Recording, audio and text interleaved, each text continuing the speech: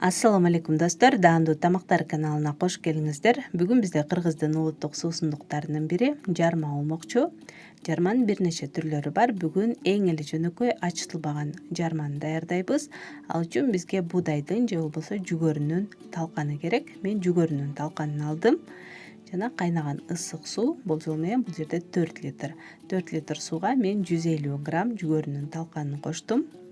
Суу кайнап жатканда эгер талканды салсаңыз бүртүкчөлөрү пайда болуп, аралаштырганда ыңгайсыздык жаратат. Андыктан суу кайнай электе салсаңыз жакшы болот. Жакшылап аралаштырып, андан кийин отко коебуз.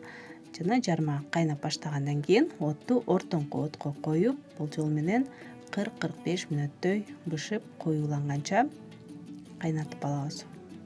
Ошондой эле 1 аш кашык туз дагы коштум. Туз татымыңызга жараша албетте. 1 аш кашык же жарым аш кашыктай кошуп, андан кийин татымын көрүп, эгер керек болсо кошуп койсоңуз болот. Ал эми түбүнө тартып кетпеш үчүн улам аралаштырып, чөмүч менен сапырып турсак дагы абдан жакшы болот.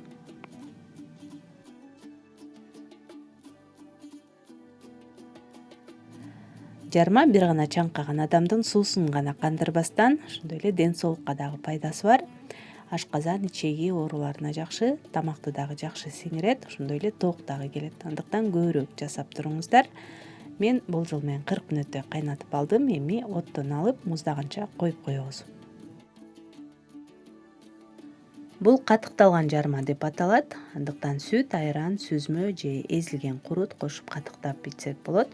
Мен билишимче мындай жарманы көбүнчө таласта, токтогулда көбүрөөк жасалат экен. Эгер сиз кошулсаңыз, анда сөзсүз түрдө комментарийге жазып коюңуздар. Ал эми мен бүгүн айран менен катыктап берем. Аябагандай даамдуу, майлуу үйдүн сонун айраны. Болжол менен 200 граммдайды. Жакшылап чалып алабыз дагы. Жармага кошуп, аралаштырып, жана кааласаңыз 100 мл бир аз сүт дагы кошуп койсоңуз абдан даамдуу болот. Бардыгын жакшылап аралаштырып, муздаткычка толук муздаганча салып коебуз.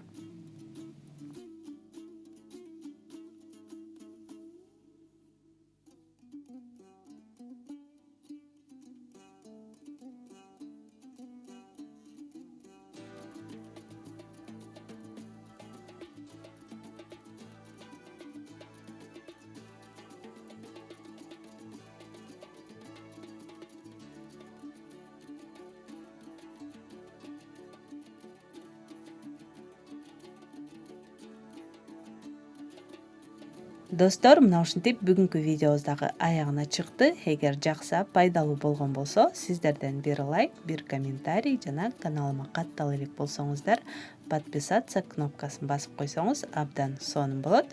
Көргөнүңүздөр үчүн чоң рахмат. Кийинки видеолордон көрүшкөнчө сак саламатта калыңыздар.